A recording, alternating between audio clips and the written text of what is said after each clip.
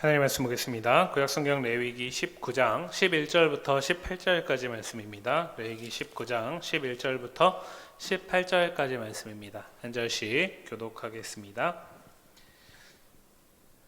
너희는 도둑질하지 말며 속이지 말며 서로 거짓말하지 말며 너희는 내 이름으로 거짓 맹세함으로 내 하나님의 이름을 욕되게 하지 말라. 나는 여호와이니라. 너는 내 이웃을 억압하지 말며 착취하지 말며 품꾼의 삭슬 아침까지 밤새도록 내게 두지 말며 너는 귀먹은 자를 저주하지 말며 맹인 앞에 장애물을 놓지 말고 내 하나님을 경외하라. 나는 여호와이니라.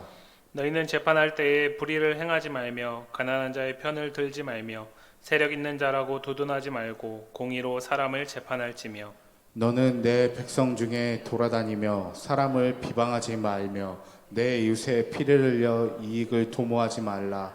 나는 여호와이니라. 너는 내 형제를 마음으로 미워하지 말며 내 이웃을 반드시 견책하라. 그러면 내가 그에 대하여 죄를 담당하지 아니하리라. 원수를 갚지 말며 동포를 원망하지 말며 내 이웃을 사랑하기를 내 자신과 같이 사랑하라.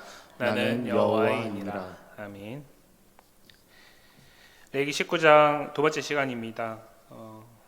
우리는 앞선 본문을 통해서 우리에게 주어진 사명인 하나님의 거룩하심을 따라 거룩해야 한다는 그 말씀이 종교의 영역, 예배의 영역에 국한되지 않고 오히려 삶의 일반적인 영역에서 주어지는 것임을 살펴보았습니다. 이어지는 오늘 본문은 성경에서 가장 핵심적인 주제로 우리를 초대하면서 우리에게 주어진 이 거룩의 사명을 다시 한번 생각하게 하는데요. 우리가 함께 읽었던 11절부터 16절까지를 정리해 보면 여러 가지 부정적인 것들이 언급되고 있습니다. 11절 보시면 도둑질, 또 속이는 것, 서로 거짓말하는 것을 금하라고 말하죠. 12절에서는 거짓 맹세하는 것을 금하라고 말하고 있고요. 13절에서는 이웃을 억압하고 착취하는 것, 또 노동자에게 마땅히 주어야 할 임금을 체불하는 것을 금하라고 말합니다. 14절에서는 장애가 있는 약자들을 조롱하고 그들을 불편하게 하는 것을 금하라고 말하고 있고요. 15절에서는 재판을 편향되게 행하는 것을 금하라고 말합니다. 그리고 마지막 16절에서는 사람을 비방하고 나의 유익을 위해서 다른 사람의 희생을 통해 그 피를 취함으로써 내 유익을 얻는 것, 이것을 금하라고 말합니다. 어떠십니까? 오늘 11절에서 16절까지에 나와 있는 이 금지의 명령들, 이것은 레위기의 배경 가운데서만 금하고 있는 내용들이 아닙니다. 우리가 살아가는 지금 사회 속에서도 금지하고 있고, 법에서 금지하지 않더라도 우리가 그렇게 행할 때에 부도덕적이라고 손가락질하는 일들입니다. 만약에 우리가 얼마 전에 있었던 총선에서 만났던 어떤 후보자가 이 가운데 하나에 걸려 있다면 그 사람은 바로 도덕적으로 치명상을 입고 사퇴할 수밖에 없는 그런 일들입니다. 일반적으로도 이렇게 금하는 것들이라면 하나님을 경외하는 백성들에게는 당연히 있을 수 없는 모습입니다. 지난 시간에 19장을 시작하며 말씀드렸듯이 구조적으로 18장, 19장, 20장은 18장과 20장은 부정적인 것들에 초점을 맞추고 있는 반면에 19장은 긍정적인 것, 적극적으로 추구해야 할 것들에 초점을 맞추고 있다라고 말씀을 드렸습니다. 그 관점을 가지고 오늘 본문을 다시 보면 오늘 11절부터 18절까지의 이 내용은 17, 18절에서 얘기하고 있는 클라이막스를 향해 달려가고 있는 것을 볼 수 있습니다. 우리가 드라마를 볼 때 또는 영화를 볼 때에 아니면 어떤 소설책을 볼 때에 앞에서 어떤 것들을 쭉 풀어나가면서 결국에 최종적으로 하고자 하는 핵심적인 내용이 있는데 그것을 말하기 앞서서 앞에 선작업을 해나가잖아요. 그런 것처럼 오늘 레위기 19장 11절부터 16절까지의 이 말씀은 17, 18절에서 얘기하고자 하는 핵심을 말하기 위한 전과정이라고 볼 수 있습니다. 17, 18절 말씀 우리 같이 한번 읽어보겠습니다. 시작. 너는 내 형제를 마음으로 미워하지 말며 내 이웃을 반드시 견책하라. 그러면 내가 그에 대하여 죄를 담당하지 아니하리라. 원수를 갚지 말며 동포를 원망하지 말며 내 이웃 사랑하기를 내 자신과 같이 사랑하라. 나는 여호와이니라. 오늘 본문의 스크린에 나와 있는 각기 네 가지의 색깔로 지금 표시되어 있는 단어가 있는데요. 이 단어가 17, 18절에만 나오지 않고 11절부터 순차적으로 점진적으로 빈도수를 높여가면서 17, 18절에 와서야 비로소 이 모든 네 가지의 단어가 다 등장하고 있습니다. 우리가 가진 성경에서는 번역이 조금 다르게 돼 있는 부분이 있어서 이해를 돕기 위해서 하나하나 한번 살펴보면요.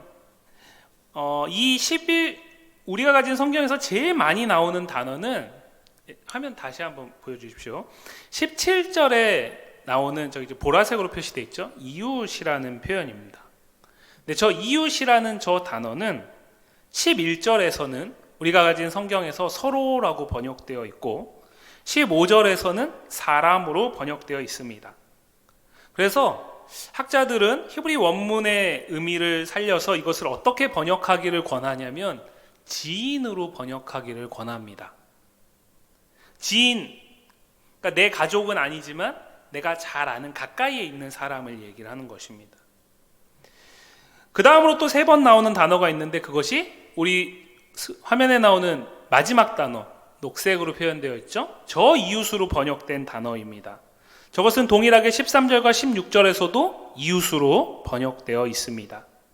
그리고 18절에 빨간색으로 표시되어 있는 동포라는 저 단어는 16절에서 먼저 나오는데 16절에서는 백성으로 번역되어 있습니다. 11절부터 16절까지 세 단어, 지인, 이웃, 동포가 순차적이고 점진적으로 빈도를 높여가면서 17, 18절을 향해 달려가고 있는 것입니다.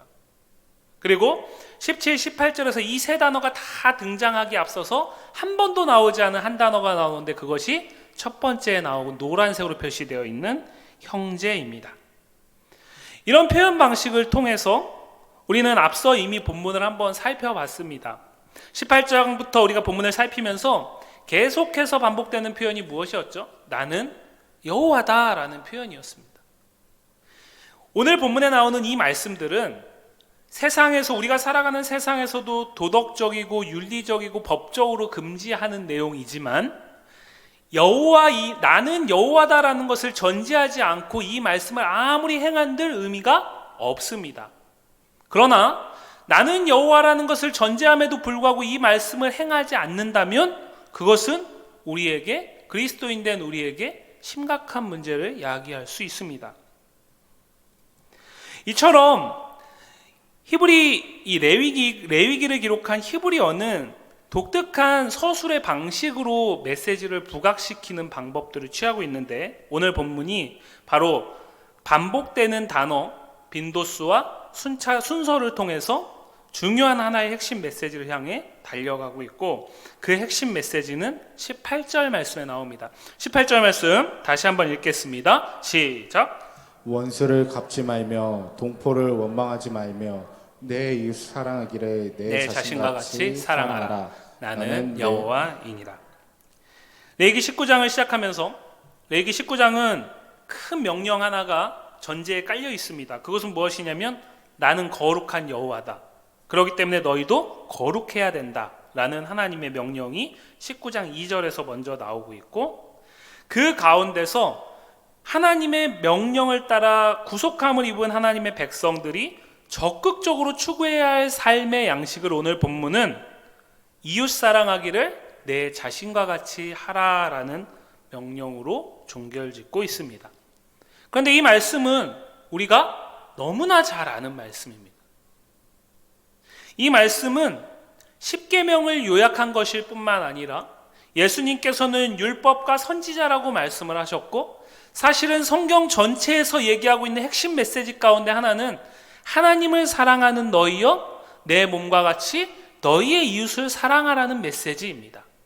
그리고 그 모든 걸 관통하는 사랑이라는 한 단어가 성경에 남는 것이죠. 이웃 사랑하기를 내 자신과 같이 사랑하라. 내 자신과 같이 사랑하라는 이 표현은 직역하면 이런 표현입니다.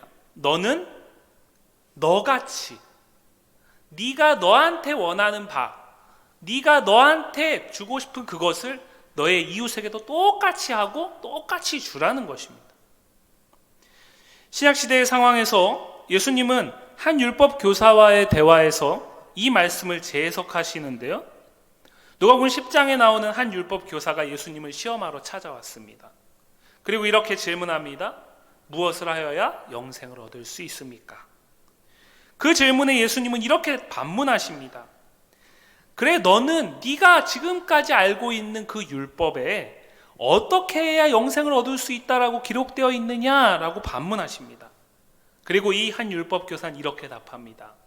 하나님을 사랑하고 내 이웃을 내 자신과 같이 사랑하라라고 기록되어 있습니다. 그러자 예수님이 이렇게 말씀하십니다. 아, 맞다. 네가 답을 너무 잘 알고 있다. 그대로 가서 행해라 라고 말씀하시죠.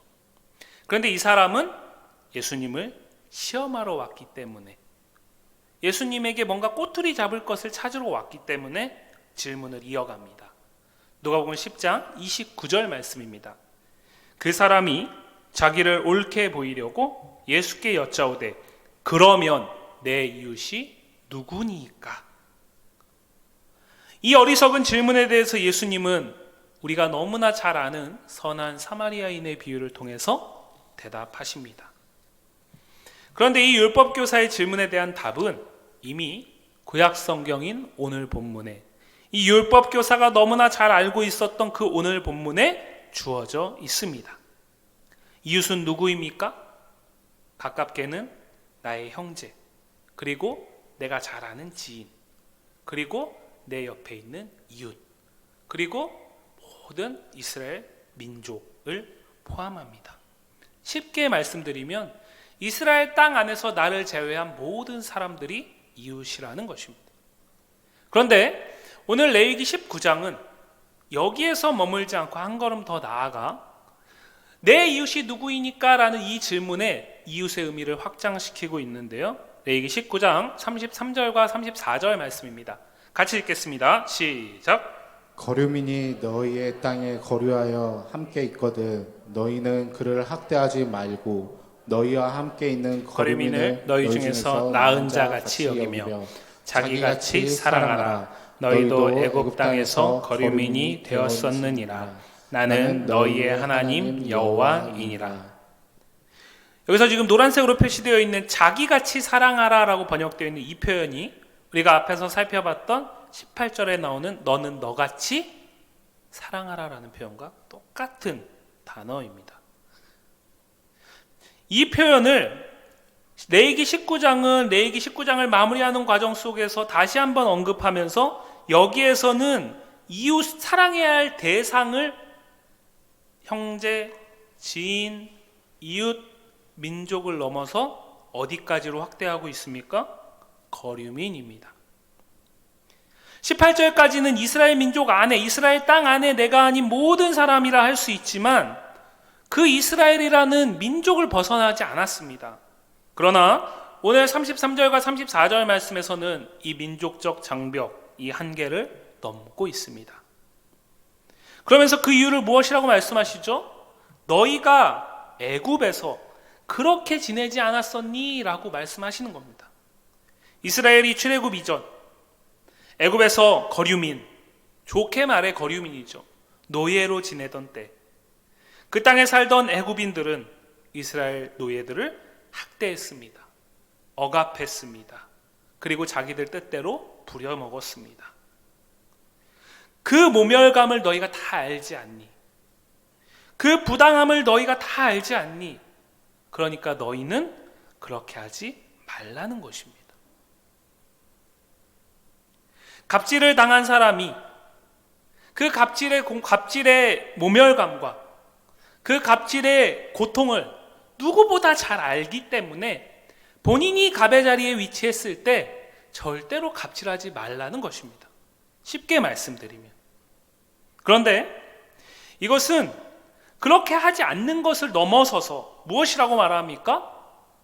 앞에서 언급했던 것처럼 적극적으로 형제를 대하듯이, 지인을 대하듯이, 이웃을 대하듯이, 같은 민족을 대하듯이 내 노예를, 나와 상관없는 이방 거류민들을, 나그네들을, 오늘 현대사회에서 표현하면 대한민국 국적이 아니지만 이 땅에 들어와 있는 많은 이주민들을 그렇게 사랑해야 한다라는 것입니다.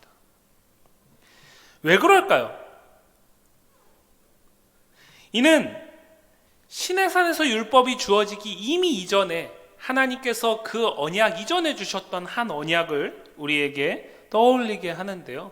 창세기 12장에서 아브라함과의 관계 속에서 주셨던 언약입니다. 창세기 12장 2절과 3절 말씀인데요. 같이 한번 읽어보겠습니다. 시작. 내가 너로 큰 민족을 이루고 내게 복을 주어 내 이름을 창대하게 하리니 너는 복이 될지라. 너를 축복하는 자에게는 내가 복을 내리고 너를 저주하는 자에게는 내가 저주하리니 땅의 모든 족속이 너로 말미암아 복을 얻을 것이라 하신지라. 이스라엘 민족, 지금 시내산 아래에서 출애굽을 경험하고 시내산 아래에 있는 이스라엘 민족의 조상인 아브라함을 하나님이 부르실 때 하나님은 이미 약속을 주셨습니다. 그 약속은 이런 것입니다. 내가 너로 큰 민족을 이룰 것이고 너를 복이 되게 할 것이다.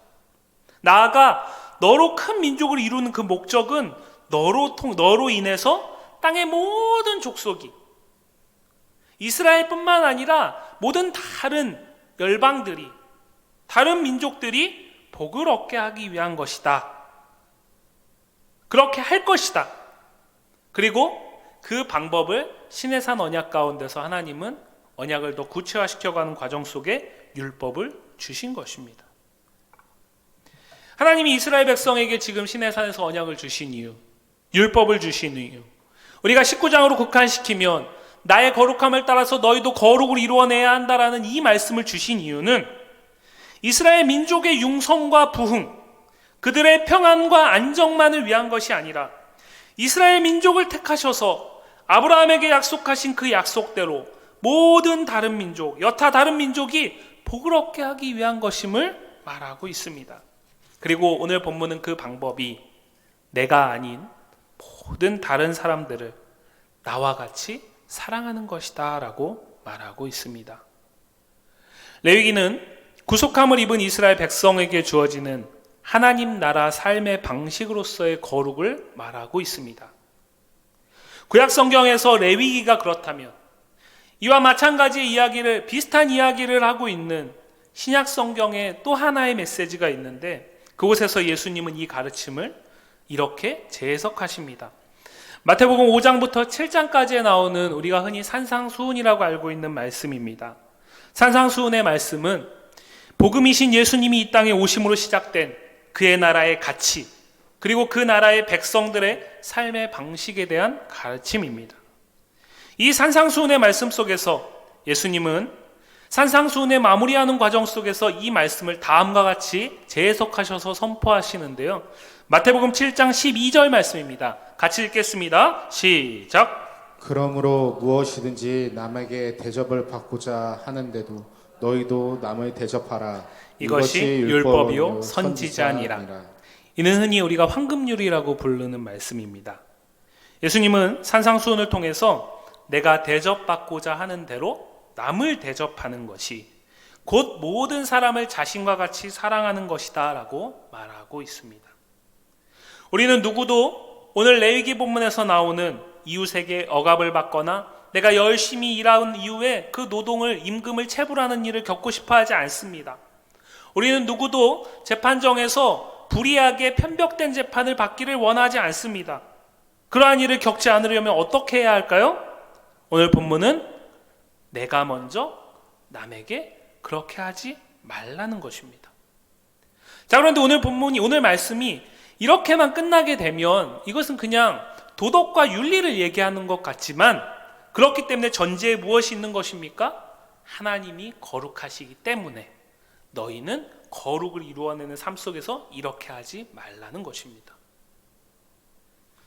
설교를 준비하며 독일에서 있었던 한 가십 기사를 보게 되었는데요. 이런 가슴 아픈 이야기였습니다. 한국 유학생 부부가 지하철 안에서 독일인 5명에게 에워싸여서 코로나라고 조롱당하고 있었습니다.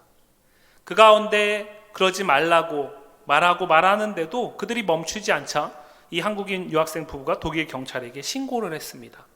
그렇게 달려온 경찰이 오히려 한국인 부부를 나무라고 질타하는 내용이었습니다. 억울한 일을 겪은 것이죠. 물론 후에 대사관을 통해서 공식으로 항의를 하였고 그 이후에 이 문제는 바로 잡혔다고 합니다. 코로나19 상황 가운데 지구촌이라 말하고 국경을 초월하고 살던 우리가 사는 세상은 언제부터인가 국경을 차단하고 동족이 아닌 거류민들을 조롱하고 있습니다. 독일만 그럴까요? 전 세계가 문을 닫고 있고 점점 국수적이고 배타적인 모습을 보이고 있습니다. 그리고 전문가들은 앞으로도 당분간은 지속될 것이라고 말합니다. 이런 세상을 살아가는 우리가 여전히 이 세상에서 그리스도의 나라를 이루고 나누어 가야 할 우리에게 본문은 중요한 시사점을 던집니다. 어쩌면 세상은 지금 우리에게 이렇게 질문하고 있을지 모릅니다. 누가 우리의 이웃입니까? 그러나 우리는 그 의문에, 그 어리석은 질문에 다음과 같이 현답으로 답해야 합니다. 37절 말씀인데요. 같이 읽겠습니다. 시작. 너희는 내 모든 규례와 내 모든 법도를 지켜 행하라. 나는 여호와이니라. 우리는 내가 아닌 모든 다른 사람을 내 자신과 같이 여기며 여호와의 거룩하심을 따라 살라는 가르침을 지식적으로 안 것에 머물지 말고 삶의 자리에서 힘써 지켜야 합니다. 우리가 살아가는 세상은 누가 우리의 이웃인가를 구별하고 있습니다. 누가 우리의 것을 나눠주고 누가 우리가 나에게 하는 것처럼 내 사랑을 그에게도 전해야 하는가를 대상을 찾는 세상 가운데 우리는 앞으로 놓여져 있지만, 그러나 말씀은 무엇이라고 말합니까? 그것은 이미 자명하다라는 것입니다. 내가 아닌 모든 다른 사람이 우리의 이웃입니다. 그가 설령 내가 하찮게 여길 수 있는 사람일지라도, 그가 설령 이 나라와 이 민족에게 큰 불편함과 어려움을 야기하는 사람일지라도, 그는 성경은 분명히 무엇이라고 말합니까? 이웃이라고 말하고 있습니다. 그렇기 때문에 우리는 그 질문에 우리의 삶을 통해서 내 자신과 같이 모든 사람들을 사랑으로 선대하고 대하는 그 삶을 통해서 하나님의 거룩하심을 드러내야 합니다. 왜 우리는 그래야 될까요? 이 말씀을 하신 분이 여호와이시기 때문입니다. 이를 통해 하나님의 나라를 이루겠다 하신 분이 여호와이시기 때문입니다. 바로 이를 위해 우리를 구원하신 분이 여호와 하나님이시기 때문입니다. 사랑하는 성도 여러분, 모두가 약삭 빠르고 자기의 안위만 생각하고 자기의 몸만 생각하며 사는 세상에서 거슬러 모든 사람을 내 자신과 같이 사랑으로 대하는 것, 그것이 하나님의 거룩하심을 따라 우리가 살아가야 할 삶의 방법입니다. 이러한 우리를 통해 하나님은 모든 민족을 약속하신 대로 복되게 하실 것입니다. 그리고 오늘 레위기는 말하고 있지 않지만 그 복이 되시는, 복음 되시는 예수 그리스도를 보게 할 것입니다. 정말 그럴까요? 반드시 그렇습니다. 이는 우리를 구원하시고 지금도 세상을 통치하시며 당신의 백성들을 통해 당신의 나라를 이루어 가시는 전능하시고 전지하시며 스스로 계시는 여호와 하나님의 말씀이기 때문입니다. 그리고 우리는 이 사랑을 먼저 보이신 예수 그리스도의 은혜로 이 자리에 있기 때문입니다.